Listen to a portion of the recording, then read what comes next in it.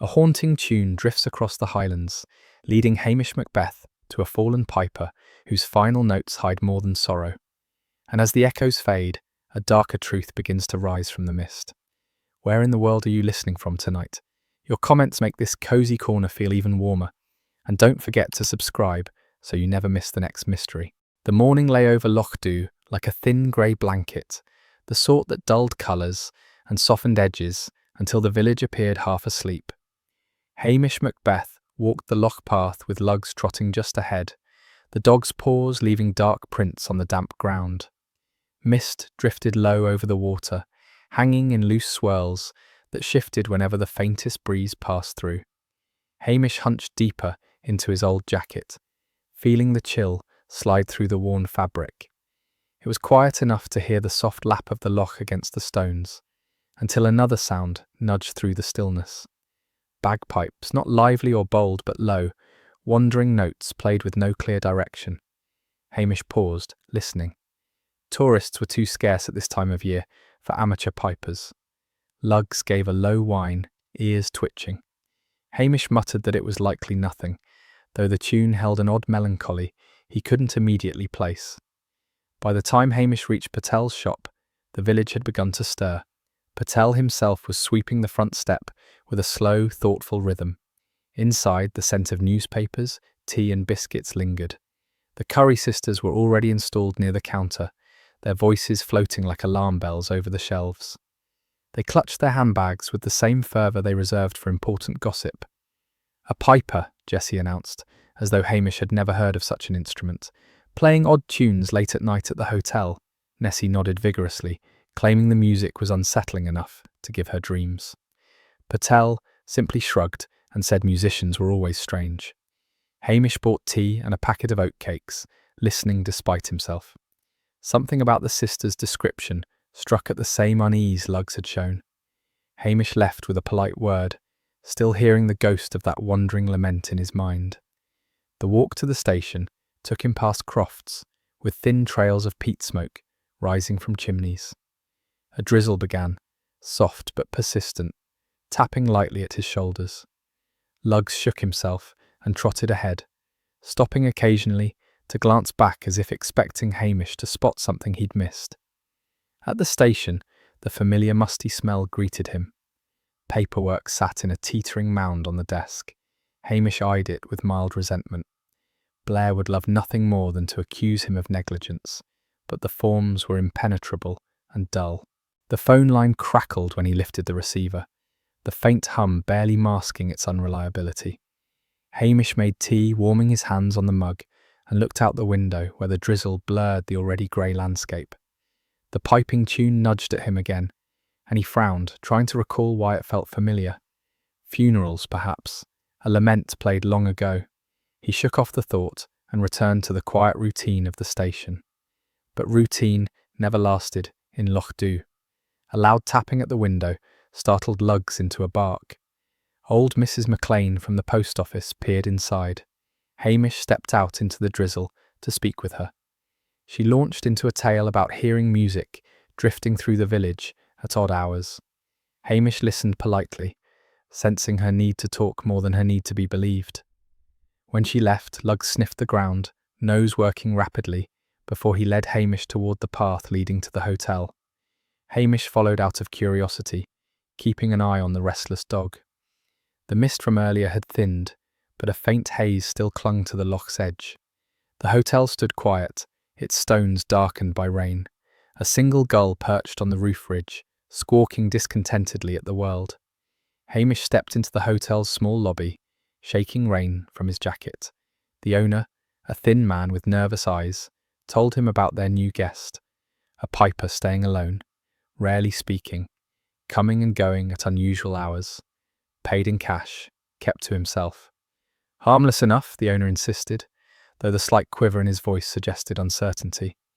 Hamish nodded, asking a few gentle questions. There was nothing amiss on the surface, no conflict, no disorder, just a quiet man with a musical habit that unsettled the village more than anything else. Hamish thanked the owner and stepped back outside.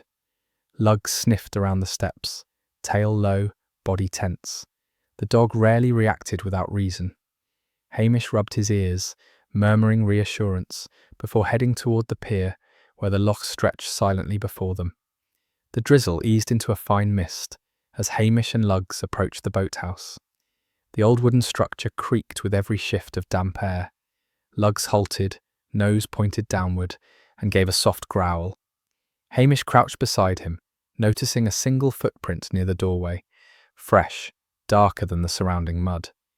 Too fresh for this early hour, unless someone had passed through moments ago. He studied it briefly. The tread didn't match any local he knew well. Another detail pricked his awareness. The faint scent of peat smoke drifting across the damp air, odd given the direction of the wind.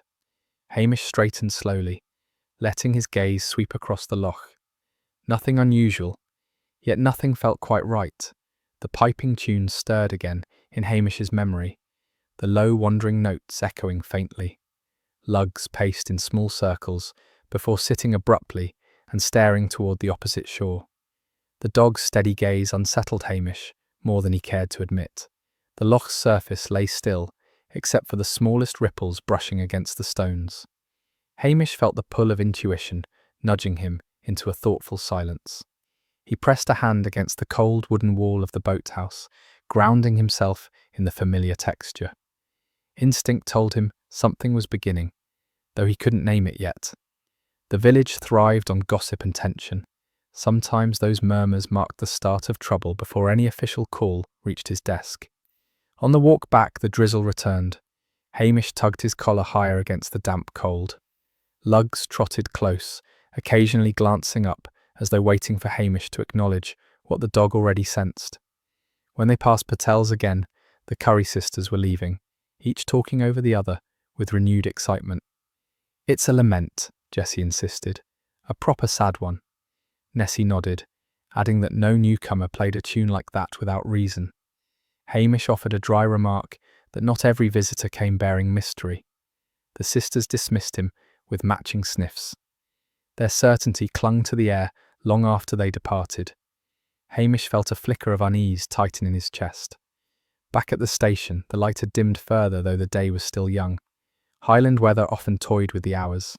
Hamish slipped out of his damp jacket and coaxed the fire in the small stove into a reluctant flame. Lugs curled beside it, ears flicking at each pop of burning peat. Hamish sat at his desk, picking up a form, before setting it down again with a faint grimace. The wind pushed against the window pane, rattling it just enough to echo the rhythm of the piped lament. Hamish wondered again about the piper's choice of tune. A funeral lament wasn't typical practice material. Someone carried sorrow, or memory, or something older than either. Hamish knew enough of Highland tempers and long-buried grudges to trust instinct when it whispered. Evening crept in with a quiet heaviness. Hamish stepped outside for air, Lugs following closely. The village looked washed out, lights blinking faintly through the mist. Somewhere in the distance, a door shut, and a dog barked once before falling silent. Hamish looked toward the loch, where the failing light cast shifting reflections across the surface. Lugs pressed against his leg, body tense. Hamish let the silence stretch before speaking softly to the dog. "Aye, something's up." The statement drifted into the damp air, swallowed by the settling night. The footprint near the boathouse lingered in his mind, a small but stubborn clue. As Hamish locked the station door behind him, he felt the subtle shift of atmosphere that often marked the beginning of a case. He didn't call it danger, it was too early for that, but something had disturbed the quiet rhythm of Lochduu, something layered beneath gossip and mist and wandering music. Hamish and Lugs walked home through the damp streets, the loch barely visible in the distance. A faint gust carried the ghost of that strange lament across the water once more. Hamish turned slightly, listening. The tune lingered, then faded, as though pulled away by unseen hands. By the time Hamish reached his cottage, the mist had thickened. He lit the peat fire, hung his jacket to dry, and set water to boil. Lugs curled near the hearth, though he kept one eye open. Hamish poured tea and sat heavily, thinking of the piper's tune, the footprint, and the unease threading through the village. He didn't know yet what shape the trouble would take, only that it had begun. Outside, The loch lay hidden behind the dark veil of night, and the wind carried a quiet note that felt almost like a warning. The storm arrived in the small hours, flinging itself against the crofts with a ferocity that felt almost personal. Hamish Macbeth woke several times to the sound of the wind worrying at the eaves of his cottage, the old timbers groaning as though remembering harsher winters. When dawn crept in, it did so reluctantly, bringing with it a dry drizzle that blurred the outlines of the village. The colour seemed drained from everything. The loch a dull pewter, the hills lost behind curtains of mist. Lugs paced near the door, restless, glancing back at Hamish with a low huff. Hamish pulled on his boots with a resigned sigh. He had intended nothing more strenuous than boiling the kettle and coaxing the fire back to life, but Lug's unease seldom proved baseless. Outside, the cold drizzle slid down the back of Hamish's neck, and he lifted his collar, thinking the weather suited the heaviness settling in his chest. Their first stop was the loch path, though Hamish hardly knew why he followed it, except that he always did when something felt off. The storm had left puddles glinting weakly along the track, and branches littered the ground. Lugs trotted ahead, nose low, tail stiff with concentration. When they reached the boathouse, the dog stopped abruptly, giving a sharp bark that echoed across the still water. Hamish followed his gaze. A small hotel boat drifted near the centre of the loch, turning lazily in the weak current. Even from afar, Hamish could see the rope trailing loose, as though severed rather than slipped. He felt a tightening in his stomach. A few minutes later, the hotel owner appeared, breathless, waving his arms. "He never came back," the man said, voice thin with fear. "The piper, his bed's untouched and his pipes are gone." Hamish let the news sink into the drizzle that pattered onto his shoulders. It didn't take long for the villagers to gather. Lochduu had a way of summoning an audience before any official statement was made. The Curry sisters arrived wrapped in mismatched raincoats, faces alight with a mix of alarm and satisfaction. Jessie declared it a bad omen, while Nessie insisted it was clearly a drunken accident. A young fisher muttered something about elopement. The oldest crofter, Angus McCrae, spat into the grass and suggested the loch was tired of visitors. Hamish listened without comment, his attention pulled toward the drifting boat. He borrowed a small rowboat and reached the vessel with slow, steady strokes, lugs whining from the shore. Up close, the picture sharpened, rope cut cleanly, and a faint smear of blood on the seat, no more than a thumbprint. Hamish rubbed it with his sleeve before returning to shore. No need to start talk of murder before he knew anything at all. Patel arrived next, umbrella tilted, expression earnest. "Not a soul came through the shop last night," he said. "If he left the hotel, he did it quietly." The Currys pounced on this, claiming it must mean he'd vanished into thin air. Hamish soothed them with a quiet comment about slippery docks and careless steps, earning twin looks of disbelief. He preferred they cling to their own theories. It allowed him space to think. He questioned the hotel owner gently, learning the piper's habits: solitary, barely speaking, paying in cash, often seen walking the loch at odd hours. No family mentioned, no plans shared. A man who moved like someone carrying old worries. Hamish felt a brief tug of sympathy. Loneliness recognised itself quickly. By mid-morning, the rain had thickened slightly, turning the villagers' hair into damp curls and their tempers short. The postmistress announced that she had heard piping near midnight, thin and wandering. A young crofter insisted he'd seen a figure near the jetties, but admitted it might have been a shadow. Hamish took everything in quietly, keeping his tone steady. Lugs stayed close, occasionally letting out a soft rumble when someone grew too animated. The loch seldom offered immediate answers, and Hamish felt that familiar sense, something stirring beneath the surface, a mystery that would neither wait nor hurry. When Hamish returned to the station to call Strathbane, the phone line crackled miserably. He repeated details 3 times before Anderson's slow voice droned through. Blair took over, shouting loud enough to be heard even through the faulty connection. "You should have stopped suspicious characters coming into Lochduu, Macbeth. Typical of you to let nonsense fester until it's a full-blown incident." Hamish let Blair rant, giving only non-committal murmurs that suggested mild incompetence. Blair eventually hung up with the threat of arriving within the hour. Hamish set the receiver down with a sigh. The drizzle trailed down the window pane, thin lines racing one another toward the sill. At least the weather didn't pretend to be anything other than trouble. Hamish and Luggs returned to the loch to walk the shoreline. The storm had churned up the shallows, leaving debris tangled along the waterline. Hamish spotted something caught between reeds, a small scrap of tartan, frayed at the edges. He lifted it carefully, rain dripping from his sleeve. It was a muted pattern, not belonging to any of the regulars in Lochduu. Luggs sniffed it, ears perking, gaze tilting towards the moors, as though tugged by a memory. Hamish tucked the scrap into his pocket, making a mental note. A clue, yes, but toward what, he wasn't ready to say aloud. The best clues often revealed themselves only after gossip had muddied the waters. The villagers were still gathered when he returned. The rain had driven most under umbrellas or the eaves of Patel's shop. The Curries were arguing with a tourist couple, who insisted nothing so dreadful could happen in such a quaint place. Patel attempted peacekeeping while sorting the Morning Post.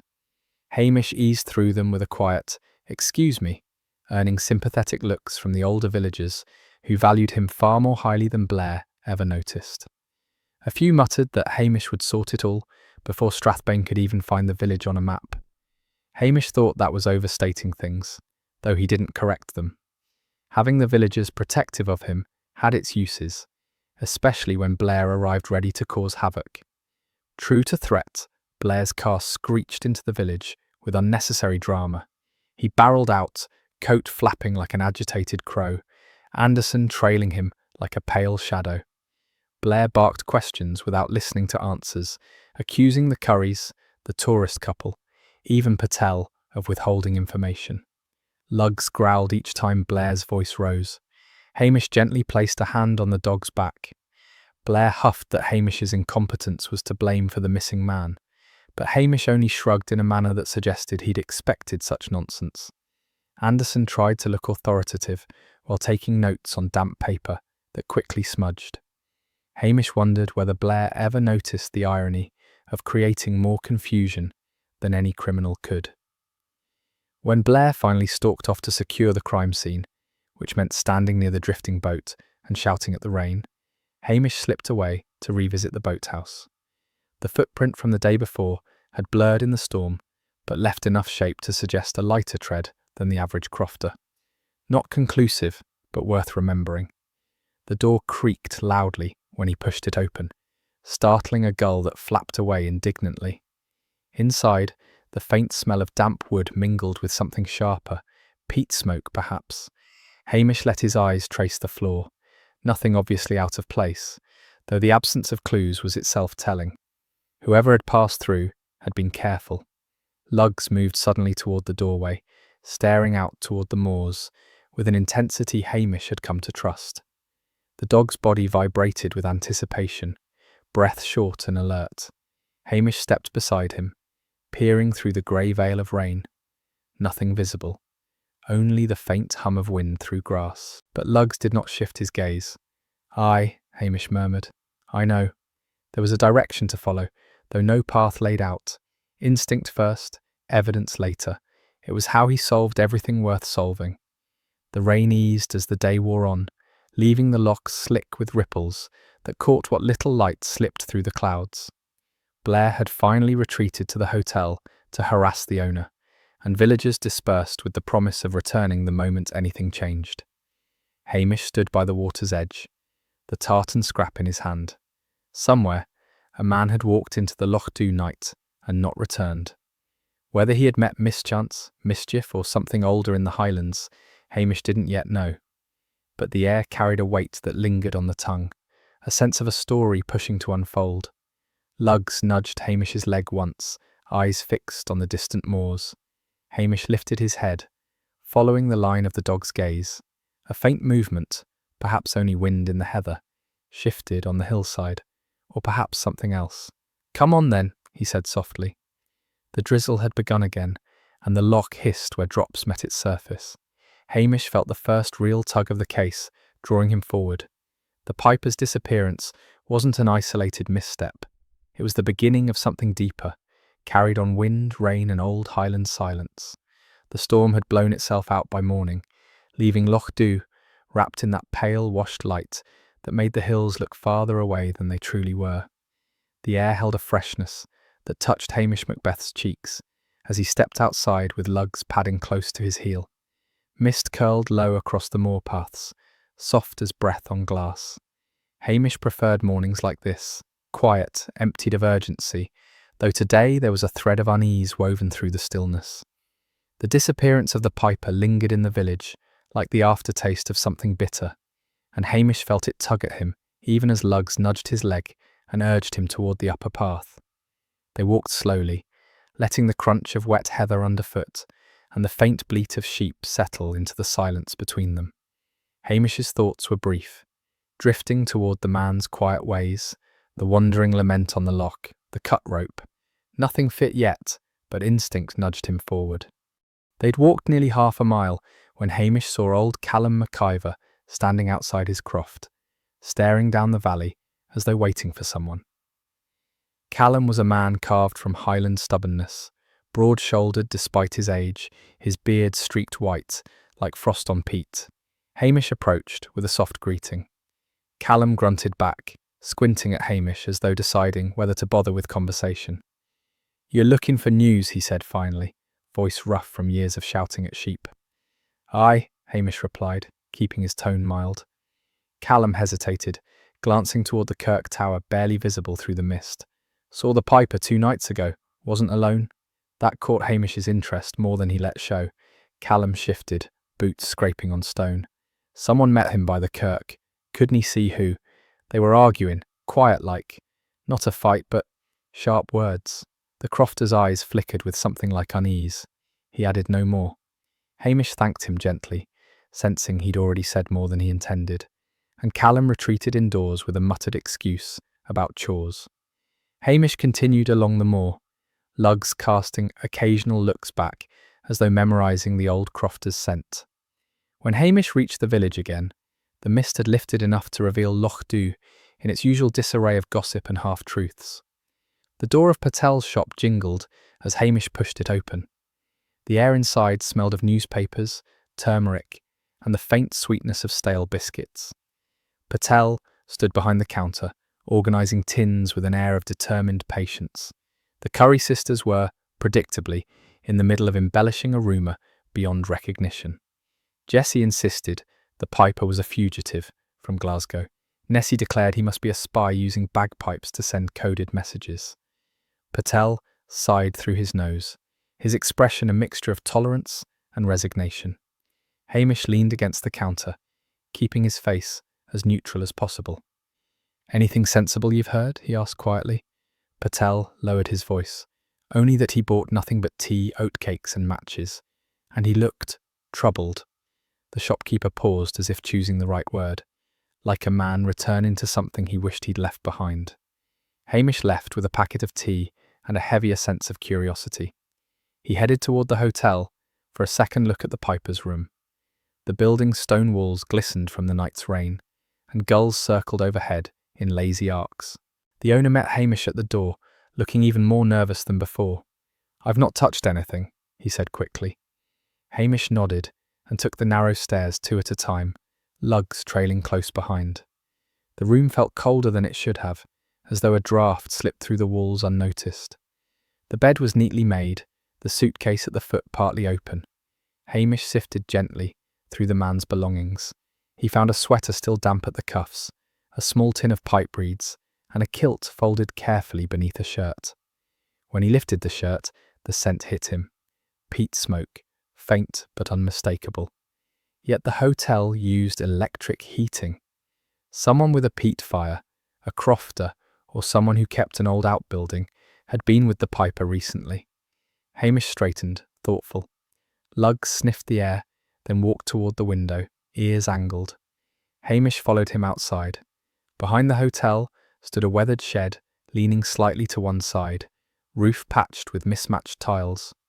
Lugs gave a single sharp bark, alert, not aggressive. That was enough for Hamish. He opened the shed door, letting light spill into the dim space. Old tools hung neatly on hooks, A stack of crates lined the back wall. Something faintly glimmered beneath one. Hamish crouched, slid the crate aside, and lifted a torn scrap of tartan. It matched the pattern of the one he'd found near the lock. Someone had tried to hide this piece, someone who wanted the piper's clothing to vanish in fragments. He pocketed the scrap and stood, brushing dust from his knees. A shadow moved behind him, only the hotel owner, startled by Lugs's bark. The man stammered that no one used the shed but himself. Hamish gave him a mild look that neither confirmed nor accused, murmured a polite thank you, and stepped into the open air again. He walked slowly toward the jetties, the loch stretching ahead like a quiet conspirator. The faint smell of damp wood and lingering mist clung to his jacket. Something in this village knew more than it was saying, he thought, though the idea arrived in a brief, understated flicker, not a dramatic revelation. He rarely trusted first explanations, and the piper's solitude, his silence, his choice to stay in a hotel rather than with friends or family, all pointed toward old troubles resurfacing. Hamish's next stop was the small home of Fergus MacNeill, Lochdú's self-proclaimed musician.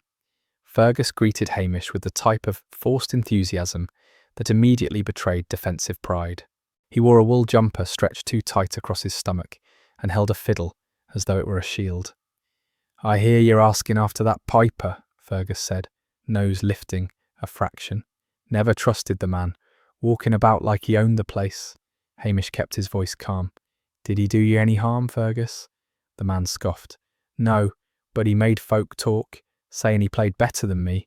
His tone carried a hint of injury that suggested Lochdú's rumours had found fertile soil in his ego. Hamish let him ramble, offering a sympathetic nod here and there. The jealousy was real but flimsy. Fergus would complain before he harmed anyone, and the man's pride, though loud, lacked venom. Lugs, bored with the conversation, nosed the skirting board before settling into a patch of sunlight. Fergus noted the dog's disinterest with an offended sniff. Hamish excused himself with a dry comment about not wanting to interrupt Fergus's busy musical schedule, leaving the man sputtering behind him. Outside, the air felt lighter. Hamish often trusted jealousy as a motive, but Fergus's was the sort that bruised easily and healed quickly. The real trouble lay elsewhere. The afternoon drifted by with the soft sounds of village life. Gulls arguing overhead, distant sheep bleating on the hills, and the creak of wooden jetties shifting with the tide. Hamish wandered back toward the loch, letting the rhythm of the place settle into his thoughts. Lugs walked beside him, occasionally pausing to sniff the air, as though catching hints of a story still forming. The light shifted toward the muted gold of late afternoon, though clouds lingered, threatening more rain.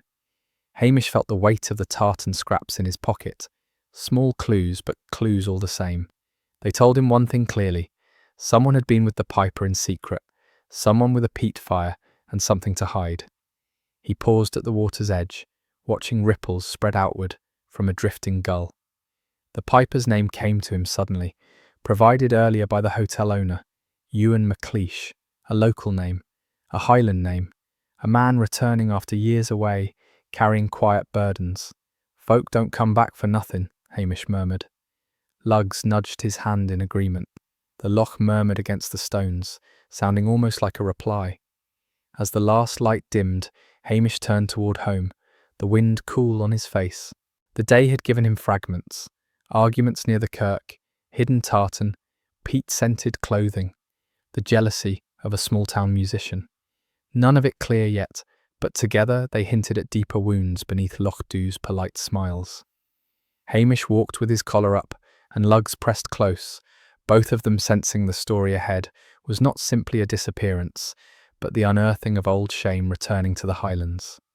Rain returned with a vengeance by mid-morning, sweeping in from the sea in long silver lashes that slapped against window panes and turned the village lanes into slick ribbons of mud. Hamish Macbeth stood under the overhang of Patel's shop, collar turned up, Lugs pressed close to his leg. The dog's ears twitched at every gust that rattled the tin signs and sent plastic crates skittering across the pavement. Hamish watched the road with the resigned patience of someone who already knew trouble was on its way. Even through the rain, Hamish could hear Blair shouting inside the hotel. He was already there, already causing chaos. The hotel door flew open, and Blair stomped outside, barking orders while Anderson scurried behind him. His boots sank immediately into a thick puddle, sending a wave of brown water across the pavement. He didn't notice, or didn't care. His coat, too thin for Highland weather, flapped wildly as he stomped toward the hotel. Anderson scuttled behind him like an obedient crab, head bowed, notebook ready, though already damp. Blair shoved open the hotel door with unnecessary force, bellowing, "Right!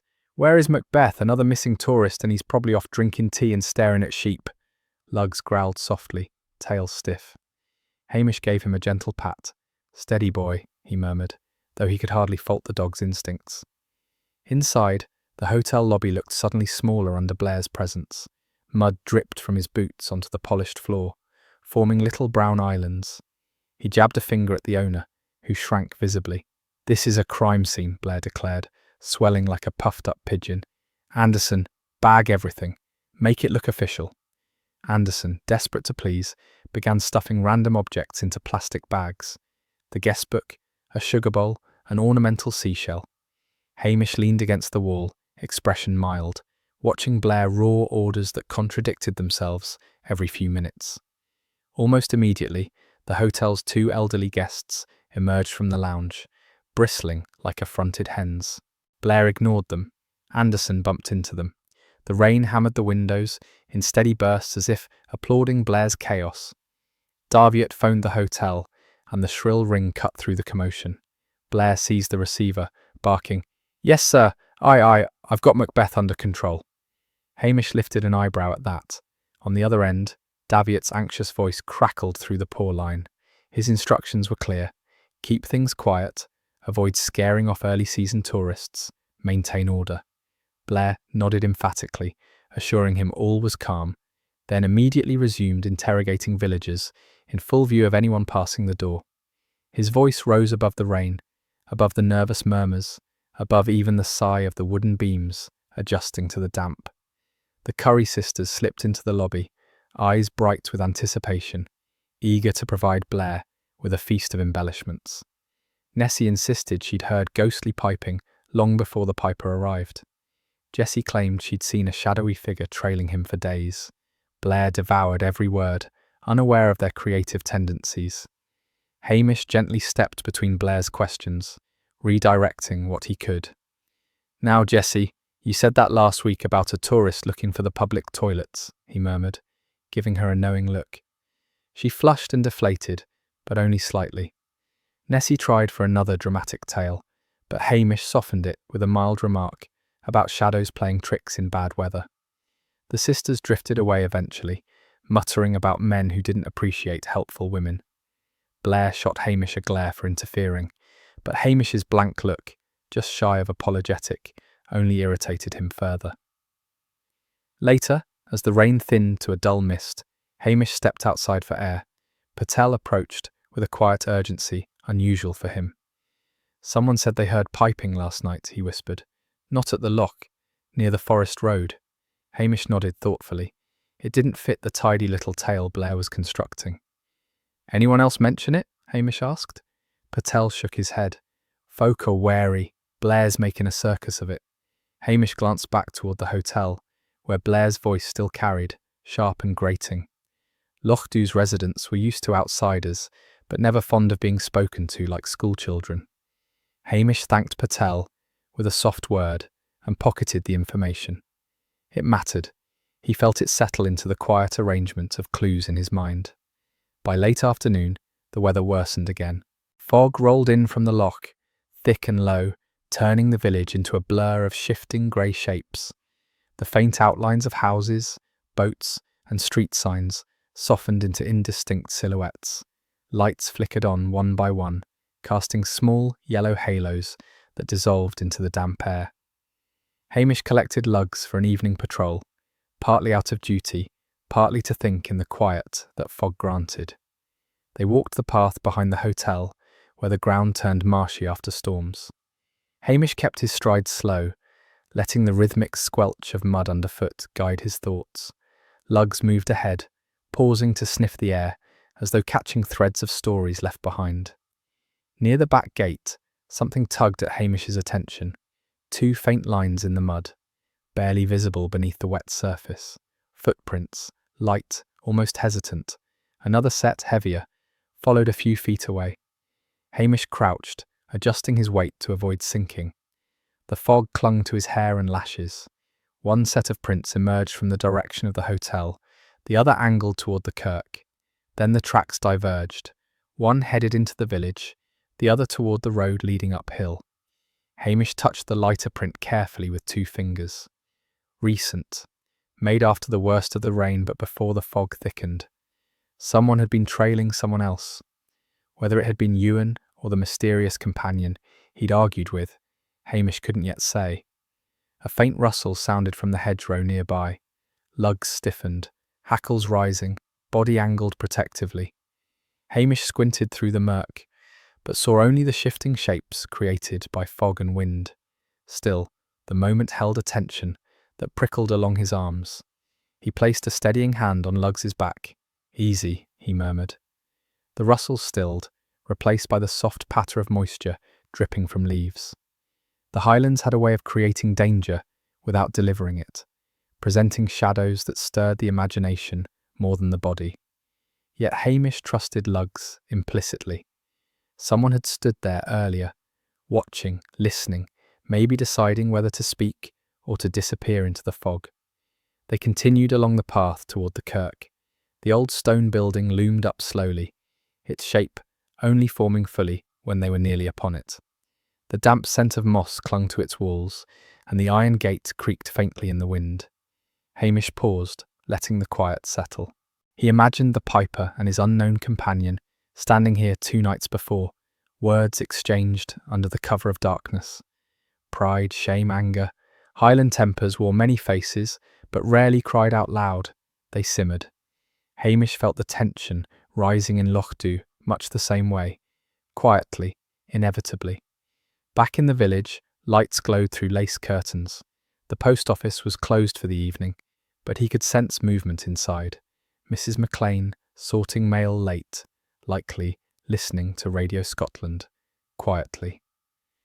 The hotel windows flickered with Blair's pacing shadow. The rain had eased, but the fog thickened further, swallowing sound. Hamish walked on, Lugs always a few steps ahead, occasionally glancing back to ensure Hamish had noticed some scent or unseen presence. When they reached the loch's edge, Hamish stopped, hands in his pockets. The water lay almost perfectly still, its surface a dull mirror of grey. The drifting boat from earlier had been tied up, but the rope looked hastily knotted, Blair's handiwork. Hamish had already untangled enough of Blair's interventions to know the man's touch when he saw it. Lugs sniffed the shoreline, circling once before sitting beside Hamish, gaze fixed on the forest road. Whatever the dog sensed, it pulled at Hamish too, a quiet understanding that the story, beginning to form, had more to do with the past than the present. Hamish breathed in the damp air, tasting the heavy silence Lochduu wore like a shawl. The footprint paths, the reported piping on the forest road, the shed behind the hotel, all threads weaving toward something deeper. The villagers were already closing ranks, whispering in corners, guarding old secrets with their usual blend of stubborn pride and selective memory. Outsiders were watched with suspicion. Hamish felt the shift in the village's mood, as unmistakable as the change in weather before a storm. He glanced at Lugs, who let out a soft whine. "Aye," Hamish said quietly, "it's no just a disappearance anymore." The fog swallowed his words as gently as the loch swallowed rain. Somewhere beyond the mist, a truth waited, wrapped in old grudges and quiet shame. Hamish turned toward the path home, the dog beside him, both disappearing slowly into the grey as Lochduu held its breath for what was to come. The sleet began before Hamish reached the upper croft road, drifting sideways in sharp, needling bursts that stung his cheeks and gathered on Lugs's red-gold coat. The dog shook himself with an indignant snort and trotted ahead, ears pricked, tail moving in a slow sweep as though reading the unspoken mood of the moors. Hamish kept his hands deep in his pockets, feeling the cold creep through the threadbare lining of his jacket. The road was little more than rutted mud between the hills, the occasional fence post leaning like a tired sentinel. Mist clung low, crawling over the heather, and the few sounds he heard, the distant bleat of sheep, the hiss of sleet against stone, seemed dampened by the heavy air.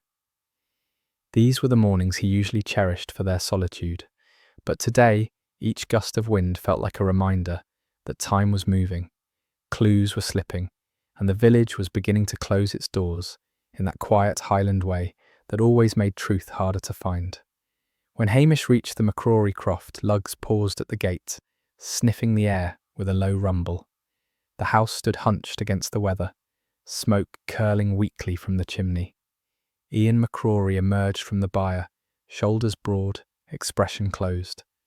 He wiped his hands on his trousers, watching Hamish approach with the wariness of a man who had no desire for visitors. "Morning," Hamish said gently. Ian gave a low grunt that could have meant anything. Up close, Hamish saw the lines around the man's eyes, deep grooves etched by years of labour, stubbornness, and something harder to read. "I have a few questions about the piper," Hamish continued, keeping his tone soft enough not to raise hackles. Ian's jaw tightened. "Dinny ken him." The lie arrived too quickly, too stiff. Lugs shifted his weight, watching Ian with keen eyes. From the doorway, Mrs. McCrory appeared, hands clasped in her apron, gaze flickering between her husband and Hamish. Her silence spoke more than her words might have. Before Hamish could press further, a boy of about 8 appeared around the side of the house, kicking at a stone. "Da," he said. "I heard the music again last week, remember? The sad one." Ian silenced him with a sharp look, but the damage was done. Hamish offered the boy a small smile before turning back to Ian. "Music travels strangely on the moor," Hamish said lightly. "Could have been anyone." Ian folded his arms, shoulders lifting defensively. The sleet eased for a moment, giving the croft yard a muted stillness. Hamish stepped toward the byre, leaning casually against the doorway. A faint smell of peat smoke clung to the air inside, deep, lingering, unmistakable. The same scent he'd found on Ewan McLeish's jacket. Hamish didn't accuse, didn't even look directly at Ian. But he let the quiet stretch, letting Ian feel the weight of what Hamish might know. The crofter bristled, chin lifting. "Folk come and go," he muttered. "We keep to ourselves." Hamish nodded, pretending to accept that. "Of course, Highland ways." Mrs. McCrory stepped forward, hands twisting in her apron. "We'd offer ye tea, but we've things to see to." Her voice trembled almost imperceptibly. Hamish offered a polite smile. "Another time, maybe." Lugs gave a soft huff that made the woman flinch as though he'd spoken. Hamish felt the shift in the air, a mixture of shame and fear, though he couldn't yet tell whose. As he turned to leave, Ian muttered something about outsiders bringing trouble. Hamish didn't correct him. Trouble had a way of arriving long before outsiders were blamed for it. The sleet resumed, hitting Hamish's face like grains of salt as he closed the gate behind him. Lugs lingered a moment, sniffing the air again, before reluctantly following Hamish down the track. Whatever lay inside that croft was an old wound, not a fresh cut. By the time Hamish reached Lochduu again, the weather had softened into a dull, persistent drizzle that blurred the outlines of the village. The air smelled of damp wool and peat smoke as he stepped into Patel's shop. Patel was rearranging tins with his usual careful precision. The shop was warm, the low hum of the electric heater battling the damp that clung to everything. Patel glanced up, expression quietly troubled. "Hamish," he said, in a low voice, "I didn't say before, but I saw that piper weeks back." Hamish froze in place for a moment, then approached the counter slowly. "Weeks?" Patel nodded. "Aye, he came in late one afternoon, bought matches, oat cakes and a bit of salt. I thought he was just passing through. Didn't realise he was still here until folk started talking." That small piece of truth landed heavily. Ewan hadn't just wandered into Lochduu. He'd returned long before anyone noticed. Returned with purpose, not chance. Hamish thanked Patel quietly and stepped back outside. The village felt different than usual. Not tense exactly, but muted, as though everyone sensed they were being watched by their own memories. Lugs nudged Hamish's hand, urging him toward the loch. Hamish let him lead. They walked the narrow path along the water's edge, the loch lying flat and grey beneath a sky the colour of pewter. Wind brushed against the reeds, making them whisper faintly. Hamish found a flat rock and sat. Lugs settled beside him, pressing close for warmth. Hamish rubbed the dog's head, absently.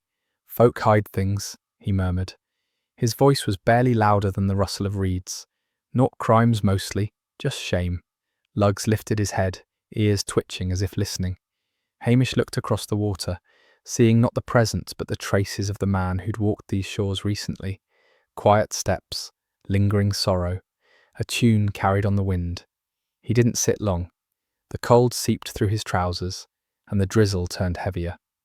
Hamish rose and made his way back toward the hotel, where the bins stood half-hidden beside the kitchen door.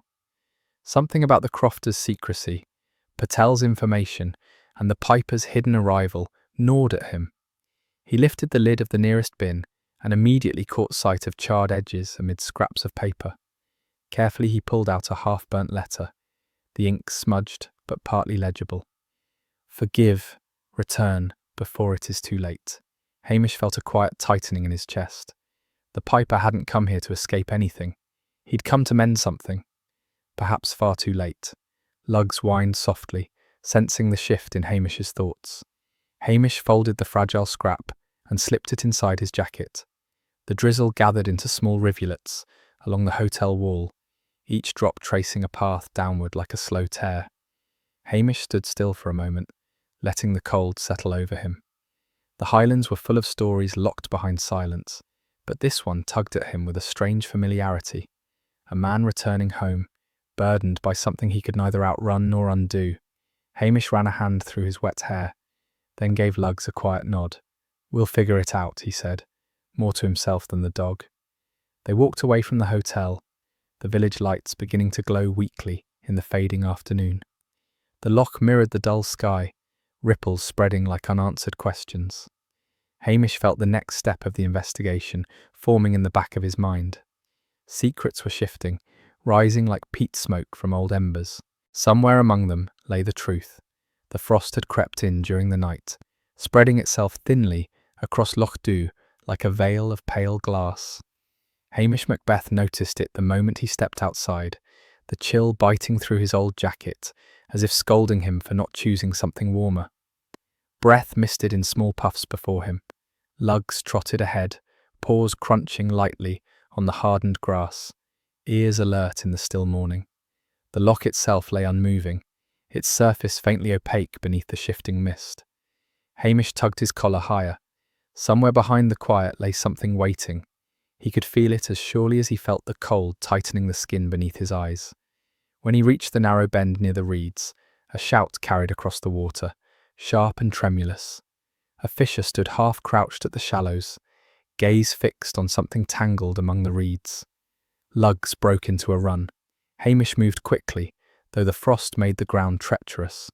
When he drew near, the fisher stepped aside, relief and dread warring on his weathered face. "I didn't touch him," he said, voice strained. "Saw something glinting. Thought it was rubbish." Hamish nodded once, then crouched, pushing aside the reeds with gloved hands. The body lay half submerged, face turned slightly toward the grey sky, an expression oddly peaceful. Ewan MacLeish, the lost piper. His hair darkened by water, his clothes weighted with cold, the reeds swaying around him in a slow, mournful rhythm. Hamish felt the weight settle on him, quiet and heavy. Death was no stranger to the Highlands, but suddenness always struck hard. Lugs whimpered and pressed close to Hamish's side. Hamish placed a hand on the dog's head, more to reassure himself than the dog. He studied the scene with careful eyes. No bruising, no marks, no signs of struggle on the bank. The boots were missing, though, with no tracks leading to the water. His pipe still nowhere.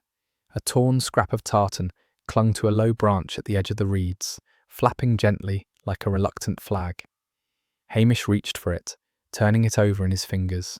Same cloth, same soft weave, same muted pattern as the pieces he'd found before. The loch stirred faint ripples, as if disturbed by lingering secrets. Hamish exhaled slowly, feeling the first threads of sorrow, suspicion, and understanding weaving themselves into a loose shape. But he said nothing aloud. His thoughts were always quieter than the world around him.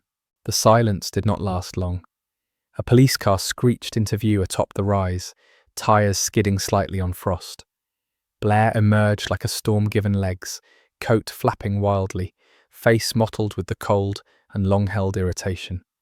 Anderson stumbled behind him, notebook already open, though his pen shook in the cold. Blair reached Hamish in a few lumbering strides, breath steaming heavily. "What mess is this, Macbeth?" he snapped, voice cracking the morning stillness. Lugs growled low, a sound only Hamish would take as warning. Hamish kept his tone neutral.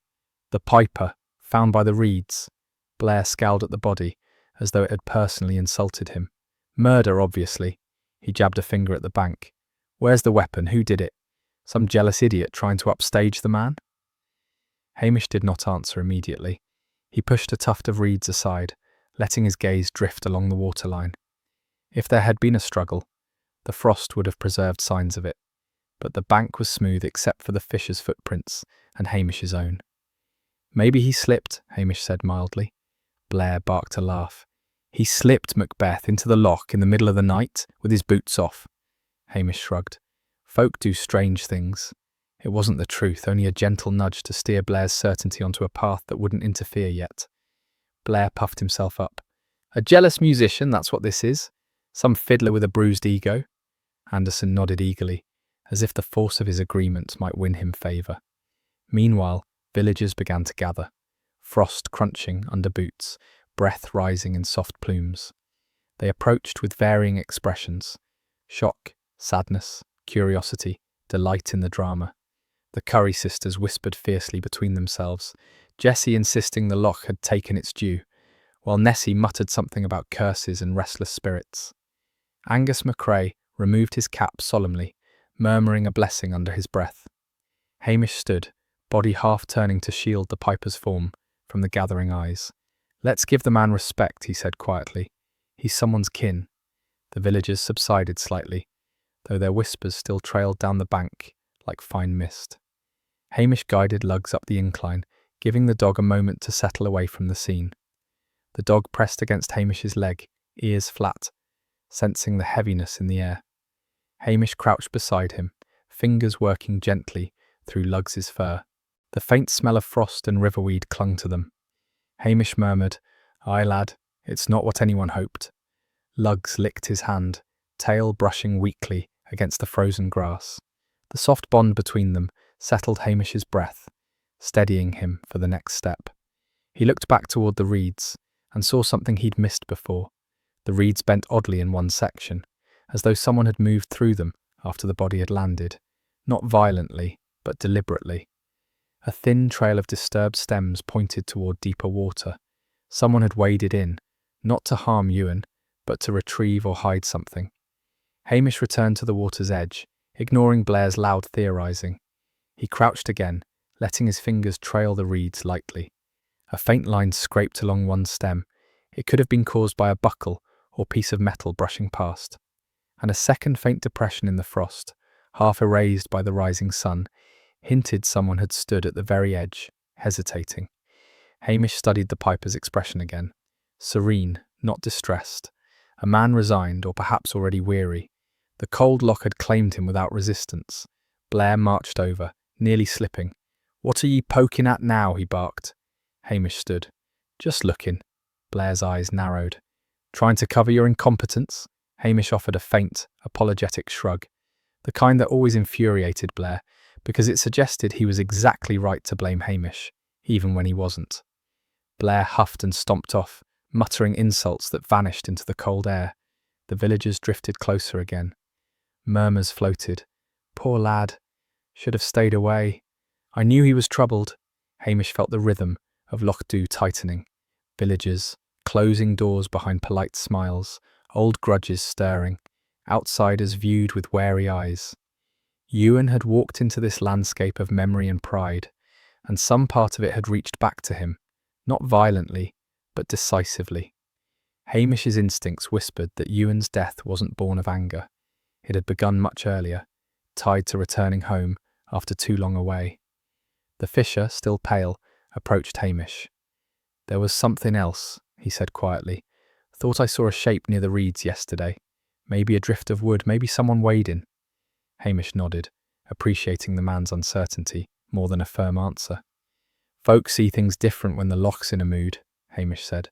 "But thank ye." The fisher gave a small nod and retreated. Blair called Anderson over to photograph the reeds, though the camera barely worked in the cold, and Anderson's fingers trembled too much to steady it. Hamish watched them with a mix of resignation and mild amusement. Blair's dramatic insistence on murder would keep him occupied for hours, leaving Hamish free to follow subtler clues. Hamish made one final sweep of the shoreline, committing details to memory. The angle of the body, the direction of the reeds, the missing boots, the tartan scrap, the waded path. Each piece held its own quiet story. Together they whispered a truth Blair would never hear, something emotional, something filled with regret. He took Lugs by the collar and gently led him up the incline. The dog hesitated, glancing back at the still form in the reeds. "Come on, lad," Hamish murmured. "There's more to see yet." The loch murmured behind them, its gentle lapping carrying the soft cadence of an unfinished lament. At the crest of the hill, Hamish paused. The frost glittered faintly, catching the weak sunlight. Villagers clustered below, their shapes blurred by distance and sorrow, and the quiet thrill of tragedy.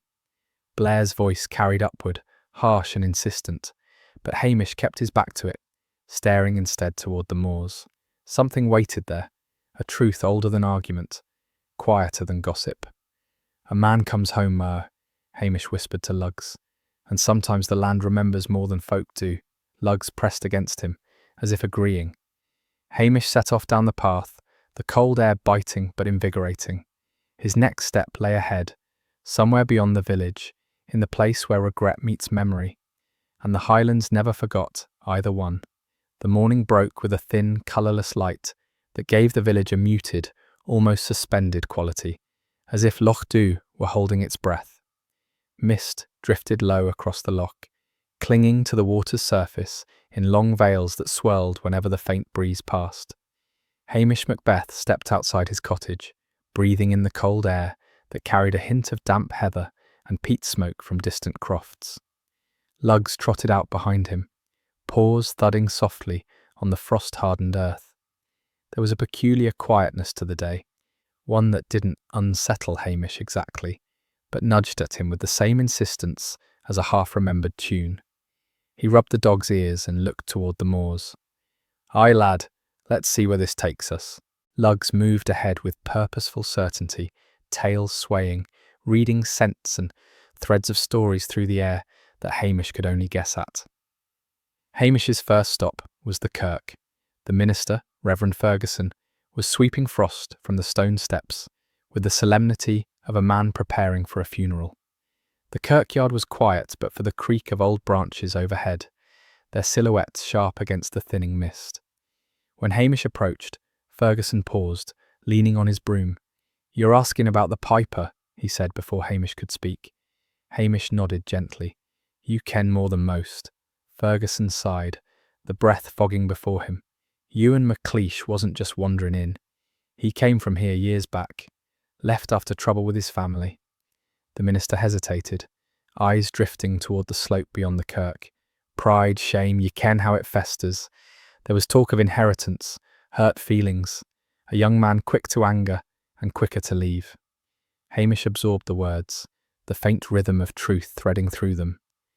"And now he's come back," Hamish murmured, "but not to stay." Ferguson nodded sorrowfully, returning to his sweeping with long deliberate strokes. The sky brightened slightly as Hamish and Lugs made their way toward the forest road. The mist thinned to scattered wisps, revealing the dark silhouettes of pines lining the path. Lugs picked up a pace that suggested he remembered the trail of scents left by people who'd walked the track in secret. Hamish kept his stride easy, letting his thoughts settle. The torn scraps of tartan weighed lightly in his pocket, though their meaning grew heavier by the hour. Why remove pieces of a kilt Shame of clan? Fear of recognition? Some old feud revived? He didn't know yet, but the Highlands never forgot heritage. Old colours could stir old resentments. The forest track curved gently, leading them deeper beneath a canopy of interlaced branches. The ground was soft, with fallen needles muffling their footsteps into silence. Lugs stopped suddenly, nose dipped to the earth. Hamish leaned down, brushing aside pine needles with his gloved hand. A faint trail, barely visible, led off from the track toward a narrow rise. Lugs followed it, glancing back at Hamish only once before forging ahead. They climbed the rise until an abandoned croft house came into view, its roof sagging, its stone walls green with moss. The doorway hung slightly ajar, swaying with the breeze like a breath drawn and released. Hamish stepped inside cautiously. Dust motes drifted lazily through slanted shafts of weak daylight. The air smelled of disuse, old wood, damp stone. But beneath that, a faint hint of something sharper. Lugs sniffed near a corner, ears twitching. Hamish approached the spot, noticing the faint imprint of footprints in the dirt floor. Someone had been here recently. And there, near a broken crate, lay a small reed, broken cleanly in half, a pipe reed. Hamish held it between his fingers, feeling its fragility. The piper had been here, not in passing, meeting someone, or hiding from someone. The croft's silence pressed against Hamish, as though holding the echo of that meeting. Before leaving, Hamish inspected the croft more closely. A loose floorboard near the hearth caught his eye. Kneeling, he pried it up gently. Beneath lay an old photograph, edges curled with age. Ewan MacLeish as a boy, standing stiffly in a kilt patterned with the exact tartan he had found in scraps. His face wore the shy pride of youth, but his eyes held something familiar, a quiet uncertainty Hamish had often seen reflected in his own mirror. He slipped the photograph into his jacket. Lugs gave a soft bark, urging him toward the doorway. Time to move on. Back in the village, Hamish walked toward the modest cottage belonging to Margaret MacLeish, Ewan's cousin. She answered the door with a thin-lipped expression that barely passed for welcome. Her posture was stiff, arms folded protectively across her chest. "I've already said I've nothing to do with his troubles," she declared before Hamish could greet her. She ushered him inside with curt efficiency, Lugs following with cautious steps. The cottage was tidy to the point of discomfort. Lace curtains, polished surfaces, everything arranged just so, as if disorder itself were an insult. Hamish sat at her insistence, the chair hard beneath him. Margaret stood near the window, fingers twitching at the curtain edge. "He came back to stir up old wounds," she said abruptly. "Why else would he appear after all these years?" Her bitterness hovered in the room like a draught. "Did you speak with him?" Hamish asked gently. She flinched. Briefly. "He wanted forgiveness, I think, but he didn't deserve it." Her voice broke slightly before she turned away. "He left us in shame, Hamish Macbeth, and shame has a long memory in these parts." Hamish watched her quietly, noting the tightness around her eyes, the pride straining against regret, but not guilt. Bitterness, yes. Wounded family pride, but not murder. Margaret would never hide a body, or lose her composure so easily if she had done something darker. When Hamish rose to leave, Margaret's breath feathered the glass as she muttered, "He should have stayed gone." Hamish paused in the doorway. "Folk come home when something pulls at them," he said softly. She didn't reply. Outside, the first hints of evening settled across the sky, a pale wash of lavender and grey. Hamish walked slowly with Lugs, letting the dog choose their pace. A quiet melancholy settled in Hamish's chest, the kind that came from seeing how old resentments clung to Highland folk like burrs, passed from one generation to the next, until even the guilty forgot what they were guilty of. The piper's death had roots in more than argument on a dark night. It had grown from years of distance, pride, regret, and unspoken apologies that had gathered weight over time. A wave of wind swept through the trees, carrying a faint scent of peat smoke. Hamish paused, looking toward the shadowed outline of the abandoned croft. Lugs lifted his nose and whined softly, as though catching a memory in the air. Hamish's thoughts turned inward briefly, not dramatic or sweeping, but a quiet recognition of something fragile in the human mind. Ewan had returned to mend something. Instead, he had walked into a storm of old wounds. When they reached the loch path, Hamish stopped, gazing across the water. The mist had returned in light tendrils, spiralling gently above the surface. A loon called in the distance, its cry echoing across the still air. Hamish rubbed the photograph in his pocket, feeling the worn paper against his fingers. No suicide, he murmured. A man with plans, didn't he buy food for days? Lugs leaned against his leg, warm in the gathering chill. The light faded further. Hamish breathed in the cold, damp air, letting it anchor him. Something was stirring beneath the surface of this case, growing clearer with each thread he followed. The truth wasn't in violence. It lay in years of unresolved pride and the echo of old family arguments that had never healed. He turned toward home, lugs padding faithfully beside him, their silhouettes merging with the soft gloom. Behind them, the loch lay still, the mist drifting like unanswered questions. Ahead lay the next step, waiting quietly in the fold of the Highlands. Rain had settled over Lochduu with a stubbornness that felt almost deliberate, hammering the rooftops and running in long silver trails down the stone walls. It was the kind of rain that muffled sound, yet deepened every shadow, a curtain drawn across the village. Hamish Macbeth stepped out of his station, tugging his jacket tighter as water slid down the back of his neck. Lugs stayed close, ears flattened, the dog's steady gait suggesting he disliked the downpour, but accepted it with Highland stoicism. The loch churned in the wind, its surface broken into restless ridges as mist rolled over it like low-bellied ghosts. Hamish paused at the bend of the lane, listening to the rain thrum against the earth, feeling the heaviness of the case tightening around him like wet wool. Something in the village had shifted again. He sensed it as surely as Lugs did, the dog giving a soft whine and nudging Hamish's leg as though urging him onward. The first place he went was the croft of Mrs. McLean, the elderly woman whose eyes missed little and whose heart held more old secrets than the kirk registers. Her cottage sat hunched against the moor, smoke curling weakly from its chimney, as though the peat fire struggled to hold its own against the damp. Hamish knocked gently. After a moment the door creaked open, revealing Mrs. McLean, wrapped in a thick shawl, her silver hair flattened by the damp, her eyes red-rimmed. "I thought you'd come," she whispered, stepping aside. Hamish and Lugs entered the warm, dim room, scented with peat and brewed tea. She motioned for Hamish to sit, but her hands trembled as she turned toward the mantel.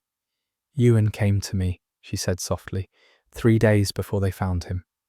The admission slipped out like something she had been holding too long. Hamish leaned forward slightly, careful not to push. "What for?" She blinked hard, tears gathering. "Forgiveness." The word cracked. He'd left us all when we needed him most, when his mother was dying. He couldn't bear the shame of coming back then. And now, years later, he stood at my door looking like the lad he once was, frightened and lost. Her hands twisted in her shawl. He said he wanted to mend things, wanted to face what he should have faced long ago. Lugs moved closer to her, resting his head gently on her knee. She stroked him with trembling fingers. He walked out into the rain that night. I watched him go. There was someone waiting for him near the loch, hooded, quick on their feet. Hamish felt the faint shock ripple through him, though his face scarcely changed. "You recognised them?" She hesitated. "I thought maybe Ian McCrory, but the rain, the hood, I cannae be sure." Hamish stayed a moment longer, letting her speak until her voice steadied. When he rose to leave, she gripped his sleeve lightly. "He was trying, Hamish. Whatever folks say, he didn't come back to stir trouble. He came to settle his heart." Hamish nodded gently. I believe you." He stepped back into the rain, which struck his face with cold insistence. Lugs shook himself once, before falling into step beside him. Hamish looked toward the McCrory croft, its outline blurred through the curtain of rain. Shame, not fury, that had been his first instinct about Ian, and Mrs. McLean's words only nudged that feeling deeper. The walk to the McCrorys felt longer in the downpour. Water streamed down the rutted path, gathering in puddles that reflected the grey sky. When Hamish reached the gate, the croft looked even more hunched than usual, as though trying to disappear beneath the storm. Ian McCrory stepped out of the byre as Hamish approached, rain dripping from the brim of his cap. His eyes narrowed immediately. "Back again?" he growled. Hamish lifted his chin slightly. "Aye, I've a few more questions." Ian's jaw hardened. "I've said my piece." Hamish didn't reply, only looked at him with quiet patience. The silence stretched until Ian shifted uncomfortably, arms crossing defensively over his chest. Lugs watched him with wary interest. Mrs. McCrory appeared in the doorway, her face pale, her hands gripping the frame as if to steady herself. The sight of her made Ian stiffen further. Hamish's voice stayed gentle. "Ewan came here to ask about something important." Ian's eyes flashed, but he held his tongue. Mrs. McCrory swallowed hard. "Aye," she whispered. Ian turned sharply. "Enough now." But she took a step forward, voice trembling. "He asked after the brooch." Hamish waited. "The silver one," she continued. "His mother's. Went missing years ago, when everyone was accusing each other behind closed doors." Ian looked away, shoulders tightening. The shame around him thickened like the rain. Hamish didn't accuse, only asked gently, "Did you have it?" Ian's answer came low, grudging. "No, but folk thought I did. Made life hard. Ewan knew that. And when he came asking about it again, He rubbed a hand over his face, rain mixing with the moisture on his skin. "I told him to leave, told him not to drag old gossip back." Mrs. McCrory's breath shuddered. "He wasn't accusing you. He just wanted to know if someone had hidden it, or sold it. He was trying to put things right." Ian's mouth slackened, the lines around his eyes deepening. "Maybe, but I couldn't risk our name being dragged again, not after all these years." Luggs stepped closer to Mrs. McCrory, pressing his head against her hand. She let out a small sob. Hamish nodded slowly. "Ewan wore his clan's tartan the night he vanished. The brooch matches it." Mrs. McCrory looked startled, then whispered, "So that's why he wanted it, to wear it again." Ian's face closed off, but Hamish saw the flicker of guilt behind his eyes. Not murderous guilt, just the crushing weight of regret. The kind Highland men carried silently until it bent their backs. Hamish stepped back. "If either of you remember anything, a visitor, a sound, a light, you'll tell me." Ian hesitated, then gave a stiff nod. Not agreement, just acknowledgement. As Hamish turned to leave, Mrs. McCrory whispered, "He meant no harm, Ian." The crofter flinched, the single gesture more telling than words. The rain pounded harder as Hamish and Luggs walked away, the path turning to a shallow stream beneath their boots. Hamish's thoughts drifted through the fragments. The torn tartan, the shame thick in Ian's voice, Ewan's need for forgiveness, and the shadowy figure at the loch. None of it pointed toward violence. It pointed toward secrecy, regret, and a man trying to stitch together a past that others wanted left alone. Back in Lochduu, the village felt subdued, the rain turning even the most talkative locals quiet. Hamish passed Patel's shop, its windows fogged, before heading toward the hotel. He wasn't sure why, instinct perhaps. Something kept tugging him there. As he approached, Luggs grew alert, ears flicking toward the side of the building where the rubbish bins stood beneath the eaves. Hamish followed him and crouched beside the bins. Among the damp papers and vegetable peels, a glint caught his eye. He reached in and retrieved a small scrap of metal, cold and wet in his palm. The brooch. No, part of it, the clasp broken, the silver dulled, and on the metal surface, faint yet still visible, the engraved pattern of the McLeish tartan. Hamish held it quietly, the rain whispering down around him. Someone had tried to get rid of it, not to hide murder, to bury old stories, old guilt. Luggs nudged Hamish's hand, as if urging him to look deeper. Hamish slipped the broken brooch into his pocket, feeling its weight settle like the truth he was beginning to see more clearly. "Aye, lad," he murmured. "There's more still beneath this rain." He stood, water dripping from his hair, watching the loch shift restlessly in the distance. The case wasn't a tangle of violence, it was a tangle of memory, and someone had feared what Ewan hoped to uncover. He turned toward the moors, the next steps rising before him like a path in mist. The fog had rolled in before dawn, thick and pale as milk, settling over Lochduu in a way that softened every edge of the world. Hamish Macbeth stepped out onto the loch path with Lugs at his side, his breath forming faint clouds in the cold air. The village lay hushed behind them, roofs barely visible through the drifting mist. Hamish felt that familiar stirring of instinct, quiet, steady, nudging him forward as though the loch itself had summoned him. Lugs sniffed the air intently, the dog's body tense with a sense of purpose. "Aye, lad," Hamish murmured, tucking his hands deep into his pockets. "Lead on, then." Their steps softened into the damp earth, each footfall swallowed by fog. When they reached the reeds where Ewan's body had been found, Hamish paused. The place felt different today, still solemn, but with a subtle shift, as if the mist carried something newly unsettled. Lugs stopped abruptly, his stance stiffening. He let out a low sound, halfway between Orwine and a warning. Hamish followed his gaze and saw it, something half buried in the mud, its shape just visible through the fog's pale veil.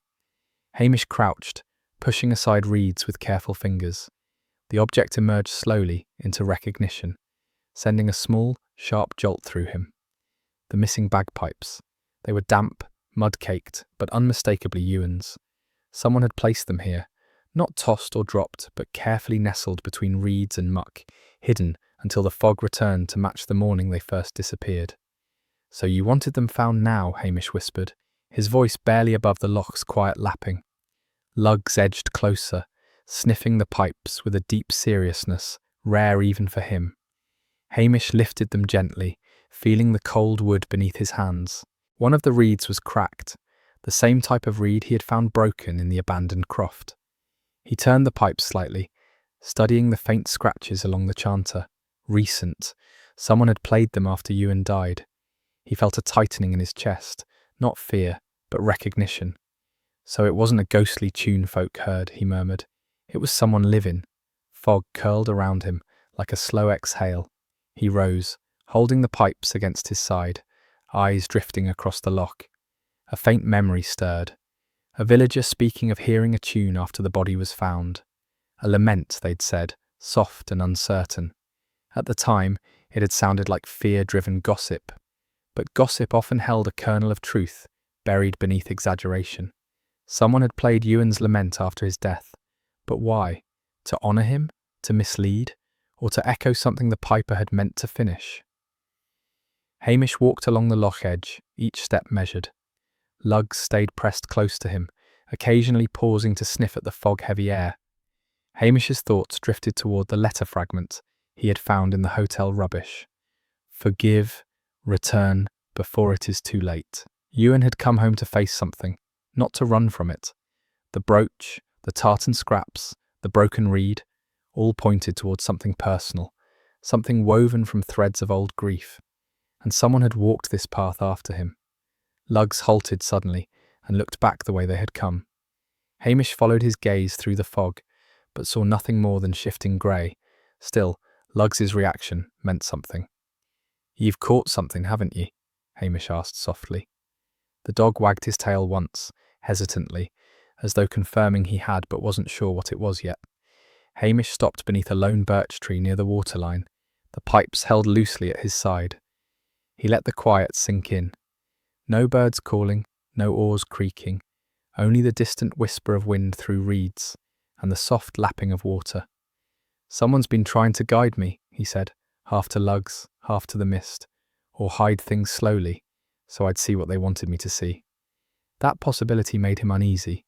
Not fear, but a colder, smaller sensation that sat just beneath his ribs. He walked on, back toward the village. The fog thickened for a time, swallowing the path in front of him, but Lugs navigated without hesitation. Hamish trusted the dog's instincts more than his own this morning. They passed the kirk hall, its silhouette blurred and softened, the bell tower reduced to a faint, wavering line. Farther ahead, the outline of Patel's shop appeared, its windows fogged from the heat within. But Hamish didn't stop. Something else tugged at him, a steady pull like an unseen thread leading him onward. Lugs turned sharply at the fork in the road, heading toward the croft track without hesitation.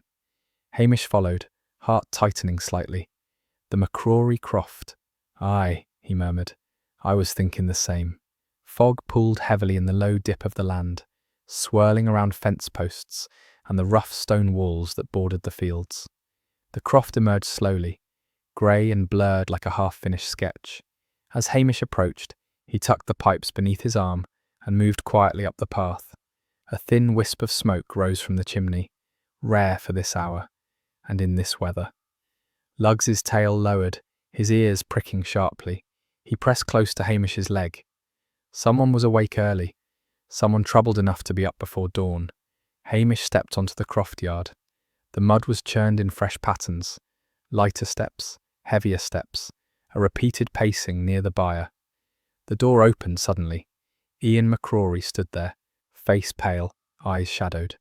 He froze when he saw what Hamish carried, his gaze fixed on the pipes, and something inside him flickered. Fear, sorrow, or both. Where did you find those? Ian asked, voice thin. Hamish didn't answer immediately. He let the silence rest, heavy and unyielding. Near the reeds, he said at last. Not where they fell, where someone put them. Ian's throat worked as though swallowing something sharp. I dinna ken anything about that. But his voice trembled.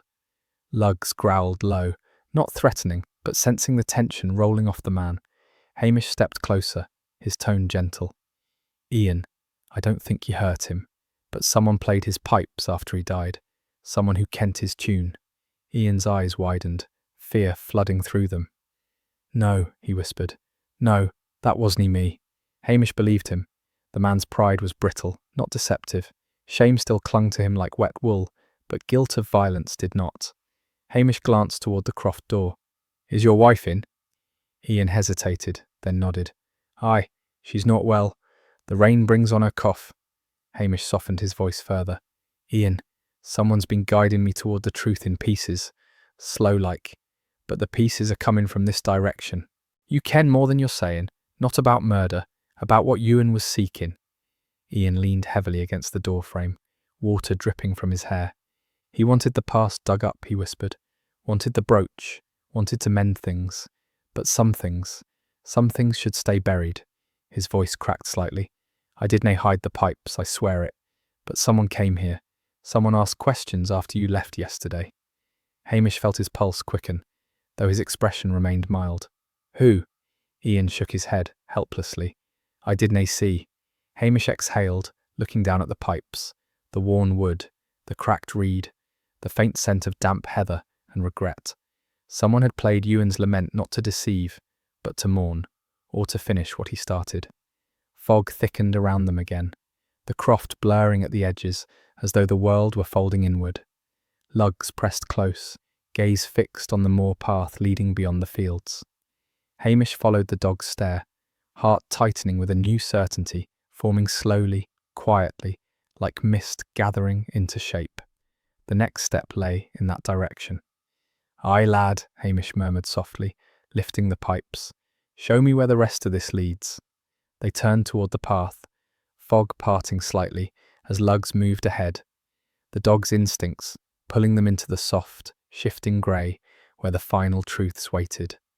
A hard sleet swept across Lochduu by mid-morning, needling the air with cold that bit straight through Hamish Macbeth's worn jacket. The moors lay blurred behind curtains of rain, the wind carrying the sharp tang of peat and wet bracken.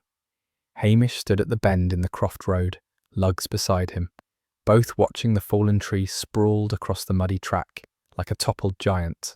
Its roots jutted upward in a mass of dark earth, blocking any hope of driving further. Aye, of course, Hamish murmured, lips twitching faintly. Nature's not keen on making this easy. Lugs whined and pawed at the ground, nose lifted to the wind as though reading more than the weather. The dog's tension seeped into Hamish's bones. Something waited ahead, something that had been building like pressure in the clouds. They took to the side path on foot, a narrow track of churned mud and scattered stones. Sleet stung Hamish's face, soaked his hair, and dripped coldly down the back of his neck. Lugs kept close, occasionally bumping Hamish's knee with anxious insistence.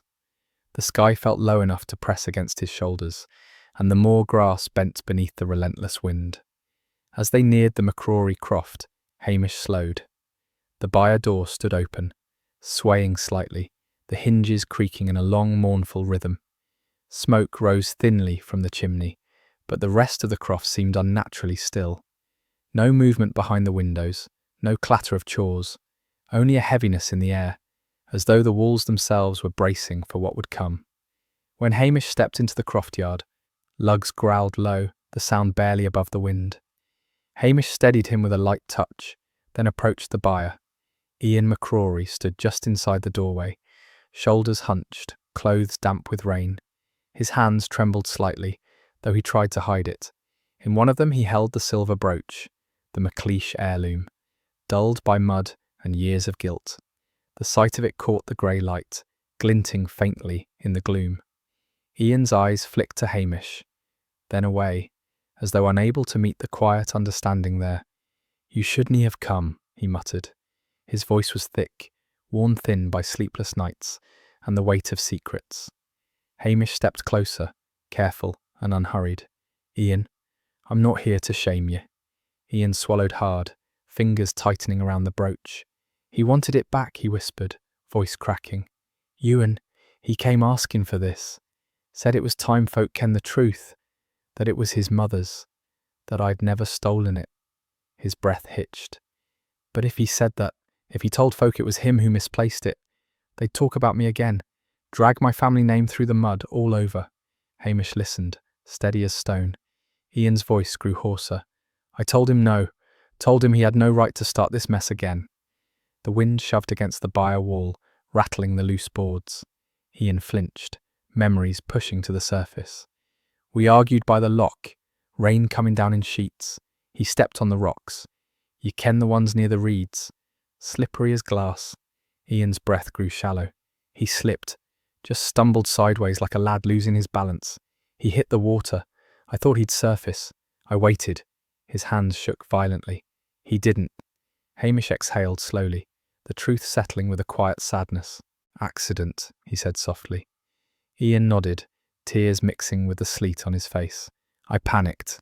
Folk would blame me, say I pushed him, say I snapped, so I hid the pipes, tossed the brooch aside. Thought if it looked like he walked in peaceful like, no one would dig deeper."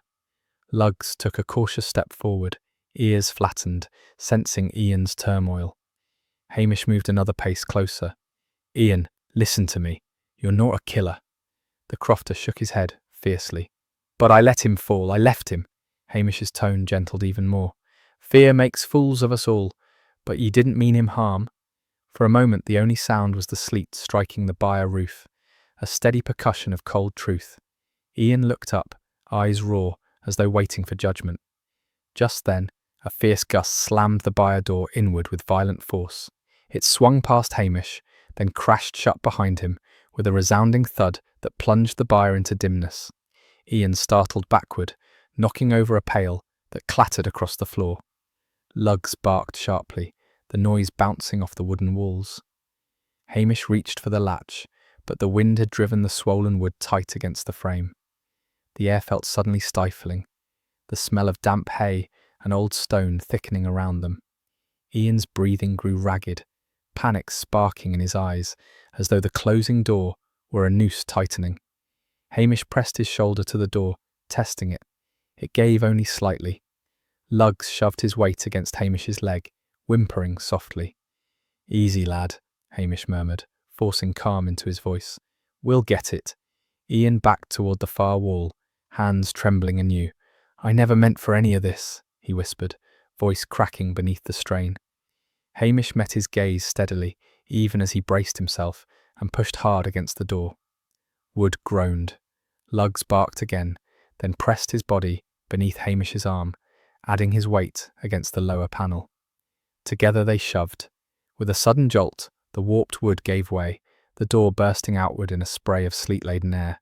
They stepped out into the storm, the cold hitting like a slap. Ian sagged against the wall, the brooch slipping from his fingers into the mud. Hamish retrieved it gently. "It's not the brooch that matters," he said, "but the truth." Ian wiped his face with a shaking hand. "What will ye do?" Hamish took a steady breath. "I'll handle it quiet like. Ewan deserved honesty, but ye deserve peace. I'll not let Blair tear you apart with his nonsense." Relief flickered through Ian's eyes, fragile and pained. The wind softened slightly, as though the moor itself relaxed with the truth spoken aloud. Luggs pressed his head against Ian's knee, offering a small comfort only a dog could give. Ian let out a choked breath, resting a hand briefly on Luggs's back. Hamish slipped the brooch into his pocket. "I'll take it from here," he said. As Hamish and Luggs turned to leave, the sleet eased to a slow drizzle, the sky lightening at the edges. Hamish glanced once over his shoulder. Ian stood in the byre doorway, shoulders bowed but unburdened at last. The croft behind him looked less like a fortress of shame, more like a place that might heal with time. Hamish stepped onto the moor path, Luggs trotting close at his side. The wind carried a faint echo of something, maybe only memory, maybe something more. "Nearly there, lad," Hamish murmured. Luggs gave a soft huff in reply. Ahead lay the final threads of truth, waiting in the quiet between raindrops. The morning arrived quietly, a soft grey light seeping across Lochduu, as though the Highlands were weary from holding so many secrets. Mist drifted low over the loch, its surface smooth as slate, save for the faint ripples carried by the breeze. Hamish Macbeth stood at the narrow stretch of shore, hands deep in his pockets, Luggs pressed against his side.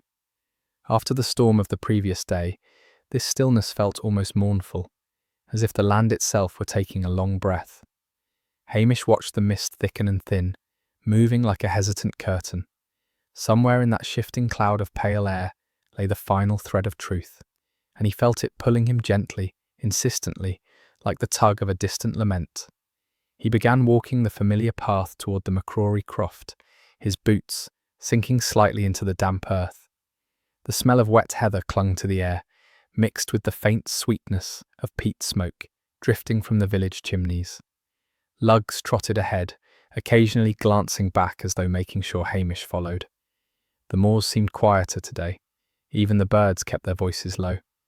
Hamish rubbed his thumb across the edge of his jacket pocket. The broken brooch hidden there felt heavier than silver ought to feel. He had pieced together most of the story, but one part still hung unresolved, like a note left dangling at the end of a tune. At the croft, Ian Macrory was nowhere in sight.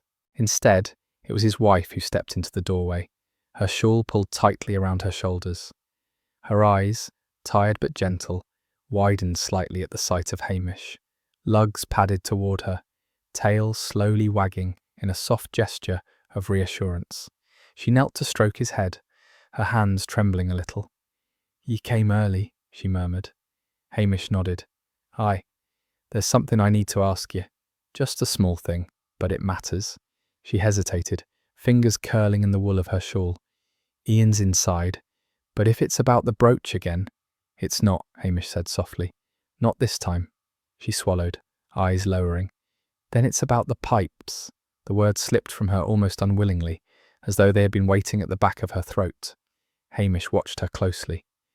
"Aye, the villagers heard a tune after Ewan died, a lament, played near the loch." She closed her eyes briefly. "It was me." The confession settled into the air with a quiet finality. Luggs let out a soft sound, almost a sigh. Hamish waited, giving her time. She stood, wrapping her arms around herself, as though bracing against memory. "Ewan came to us years ago, before he left for good. I knew him then, a decent lad, lost in himself. When he came back, I saw him on the path one evening. He looked so tired, so full of regret." Her voice trembled. "After Ian told him to leave, I could nae sleep. I kept thinking how he'd seemed. And when we heard he'd died," a tear slipped down her cheek. "I thought his spirit would be restless, that he deserved a send-off, a lament played right." Hamish kept his tone soft. "So ye played his pipes?" She nodded. "Just the one tune, the one his mother loved.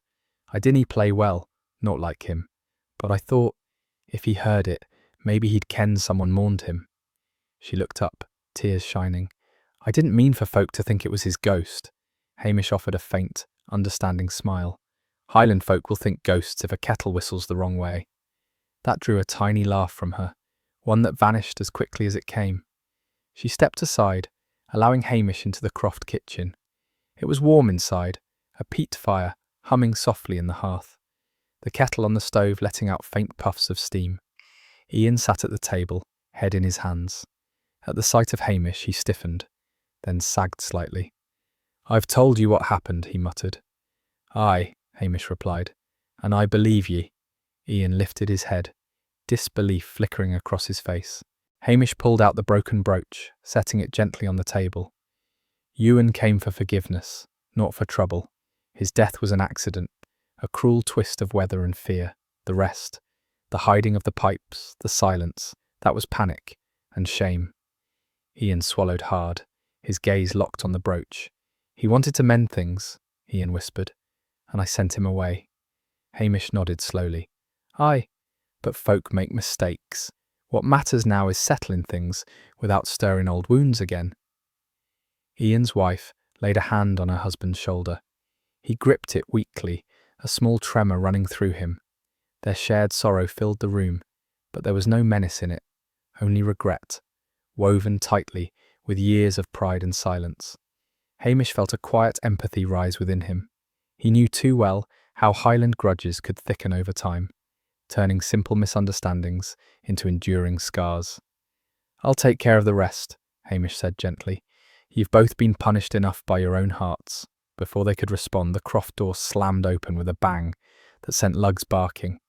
Blair stormed into the kitchen, red-faced and triumphant, Anderson bobbing behind him like a frail echo. "Macbeth," Blair crowed. "I've cracked it. Pure murder. Cold-blooded, calculated, and I've the theory to prove it." Ian paled, leaning heavily on the table. Blair puffed out his chest, papers flapping in his hand. "I've traced the lad's steps. It's clear as day. Jealousy. A lover's quarrel." Hamish blinked. "A lover's quarrel?" "Aye," Blair declared, waving a hand. "The piper and some mystery woman he led astray, and then she returns to finish him off."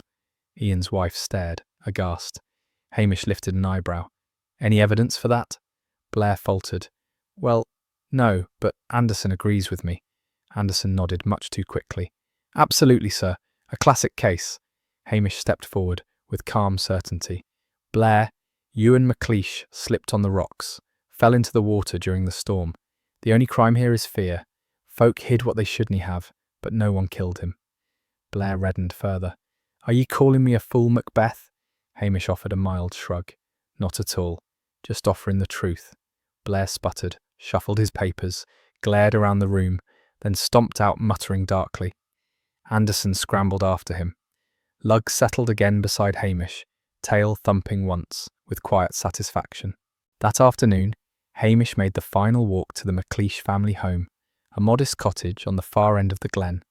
Mist lingered low, softening the harsh edges of grief.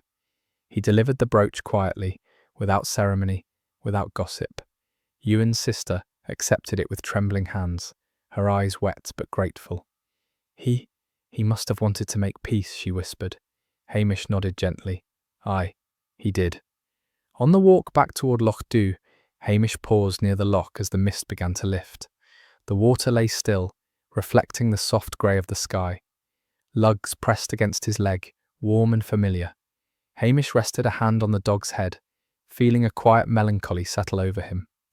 Another story closed, another life touched by sorrow. The Highlands had a way of holding such stories close, weaving them into the land itself. "A sad end," Hamish murmured, watching the mist drift like a final breath across the water. "But at least the truth's found its place." Lugs gave a soft huff of agreement. Hamish turned toward the village, the faint glow of hearth fires beginning to warm the windows of Lochduu. The day was ending, but the quiet truth of Ewan's final lament lingered in the air, gentle and unbroken. Snow had begun falling again by the time Hamish and Lugs reached the station that evening, a quiet, unhurried drift of pale flakes that softened the sharp edges of Lochduu and laid a faint white hush upon the village. The clouds hung low, heavy with the promise of more, and the air tasted of ice and peat smoke in equal measure. Hamish paused outside the station door, brushing the snow from his shoulders with a tired sweep of his hand.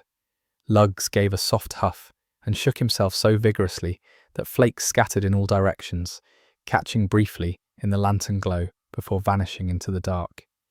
"Come on then," Hamish murmured, opening the door. "Let's get a bit of warmth." The familiar scent of the peat fire greeted them first. A low, steady burn he had coaxed into life earlier that afternoon, before being pulled back outside by the last demands of the case. The fire had dwindled to deep embers, glowing like a quiet heart beneath the grate, but it breathed enough warmth into the cramped room to make returning a small comfort. Hamish shed his damp jacket and hung it on the peg by the door. Luggs settled immediately beside the hearth, curling into the old rug, with a sigh that was almost human in its weary contentment. Hamish filled the kettle again, setting it on the stove. The simplicity of the action soothed him. After days of tramping the moors, of wrestling with villagers' guilt and fear, of deflecting Blair's stupidity and soothing Daviot's nerves, the small domestic ritual felt grounding. He leaned against the counter, listening to the snow's soft pattering against the window. It gathered quickly on the sill, a delicate drift forming where the glass met the worn wood. The village was already quieting for the night. Even in winter, Lochduu never truly slept, but it softened, its gossip fading to murmurs, its lights dimming one house at a time. Somewhere a dog barked once, then fell silent. The wind stirred faintly, carrying the faint scent of the loch, cold water and reeds and the memory of a life recently ended. When the kettle whistled, Hamish made his tea and wandered to the armchair across from the fire. He eased himself into it, feeling the day's weight settle across his shoulders.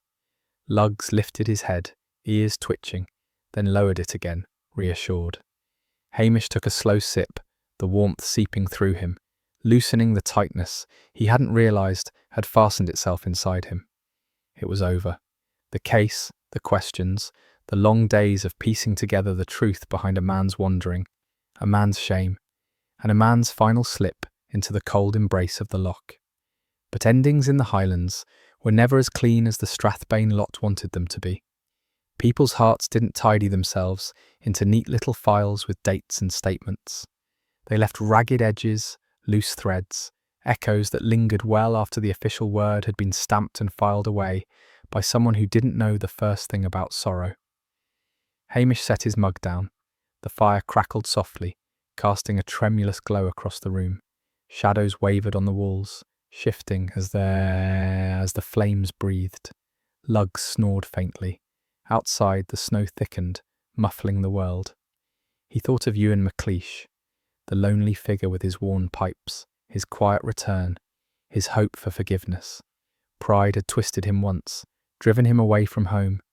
Shame had kept him from walking back through the front door of the family who might have forgiven him sooner than he ever believed. And fear had pushed Ian McCrory into silence, into a desperate attempt to hide the truth, not out of malice, but out of panic. The old Highland dread of becoming the centre of gossip's sharpest teeth. Hamish rubbed his forehead, feeling the familiar ache of helplessness that often followed a case like this.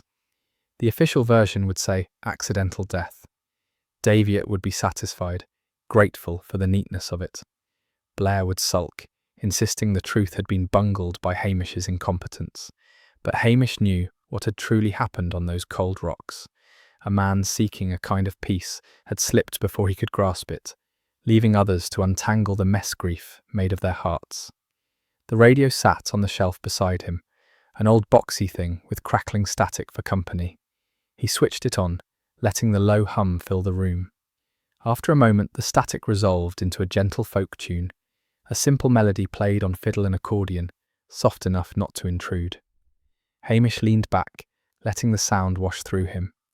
Music in the Highlands had always been more than notes.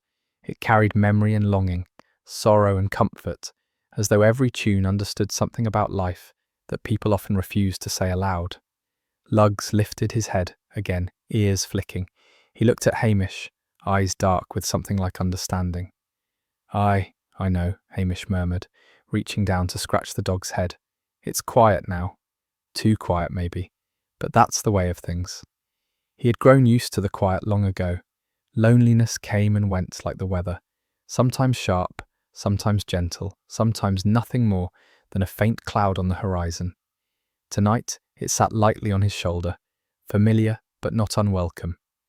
The village depended on him, in ways that meant he rarely had time to indulge in self-pity. And yet, every so often, when the fire was low and the snow pressed close to the windows, he felt the ache of it keenly. Still, life went on. That was the refrain the Highlands hummed beneath every storm and sorrow. Life went on, carried by small kindnesses, by folk tunes on the radio, by the steady breath of a loyal dog at one's feet. Hamish rose to place another log on the fire. The flames brightened, casting gold across Lugs's fur. The dog wagged his tail once, thumping it lazily against the rug. "You're a good lad," Hamish said softly. "Better company than most humans." He returned to his chair, pulling a blanket over his knees. The warmth seeped in slowly. The flames settled into their quiet rhythm again. Outside, the snow continued its patient fall, wrapping the village in stillness. Through the window, Hamish could see the faint glow of a lamp in Patel's shop across the way. Patel doing his nightly inventory, most likely. A single plume of chimney smoke rose from the Curry sisters' house. Even Blair, somewhere far off in Strathbane, was likely tucked away, grumpily in whatever miserable place he called home. The Highlands exhaled. Hamish took another sip of tea, now cooling but still pleasant. He let his thoughts drift, not to the case now concluded, nor to the villagers whose fears and hopes had tangled themselves into the investigation, but to the simple truth that life in Lochduu, with all its eccentricities and storms, suited him better than anything Strathbane could offer. He had never wanted promotion, never wanted the bustle of city life or the grind of bureaucracy. Here, among the lochs and moors, he could walk and think and listen. Here people might grumble and gossip, but they cared for him in their own roundabout way. Here he could breathe. The radio tune shifted, becoming a slow lament. Hamish closed his eyes. The melody was not Ewan's, nor did it pretend to be, but it carried the same Highland melancholy, a softness edged with old sorrow. Lugs nudged Hamish's hand gently, as though sensing his mood. Hamish didn't speak for a long while. The fire crackled. The snow gathered softly on the sill. The lament wound its way through the room, like a memory drifting on cold air. When the tune finally faded, Hamish opened his eyes. The room felt warmer. Lugs had fallen asleep again. The village was utterly still. "Aye," Hamish whispered, more to himself than to anyone else. "Life goes on." He leaned back, watching the snow build its quiet layers against the window ledge. The fire glowed steadily, casting the only light in the room. Hamish took a slow breath, letting the warmth and silence settle deep within him. Outside, winter wrapped Lochduu in its gentle hush, and Hamish Macbeth sat with his loyal dog, listening to the soft crackle of the fire as the night folded itself around the village.